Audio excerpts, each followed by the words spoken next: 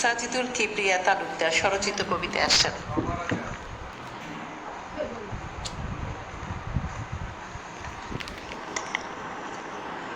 স্বরচিত কবিতা আবৃত্তি করছি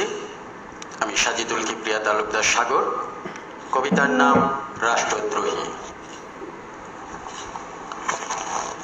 সত্য কথা বলতে গেলে, ন্যায়ের কথা বলতে গেলে,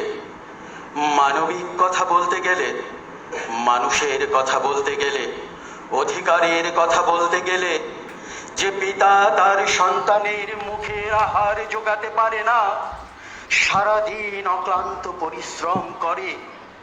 তার কথা বলতে গেলে, যে ভবিষ্যৎ প্রজন্ম শিক্ষা গ্রহণ করতে পারে না অর্থাভাবে, তার কথা বলতে গেলে, যে সন্তানে তার পিতামাতার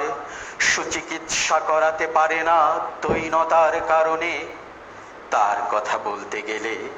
যে শ্রমিক তার ন্যায্য মজুরি পায় না, যে স্বামী তার স্ত্রীর লজ্জা নিবারণের জন্য বস্ত্র কিনে দিতে পারে না, তার কথা বলতে গেলে, অনাহারী মা তার নবজাতক সন্তানকে বুকের দুধ না খাওয়াতে পারার যন্ত্রণার কথা বলতে গেলে, অসততার গায়ে সততার আবরণে যারা সমাজের রাষ্ট্রের কলকাঠি নাড়ে, তাদের কথা বলতে গেলে, ভৃত্যের ঘাড়ে চড়ে যারা মনিবের মাথায় তেল মাখে, অনাহারী মানুষকে উপহাস করে, কাঙালি ভোজের নামে, উৎসবের নামে, কারণে অকারণে যারা কোটি কোটি টাকা অপচয় করে, তাদের কথা বলতে গেলে, যদি আমাকে কেউ রাষ্ট্রদ্রোহী বলে,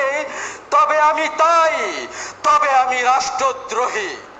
ধন্যবাদ সবাইকে।